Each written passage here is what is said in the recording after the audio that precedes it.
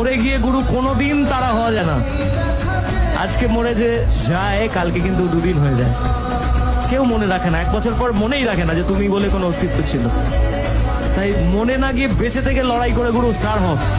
ছেড়ে চলে গেছে তাতে কি আছে? আমরা জোর গলায় বলতে পারি হয়তো কোনোদিন তুই চাইবি আমাকে, সেদিন তুই অন্য কারো, আমি আকাশে তারার মতো জ্বলবো।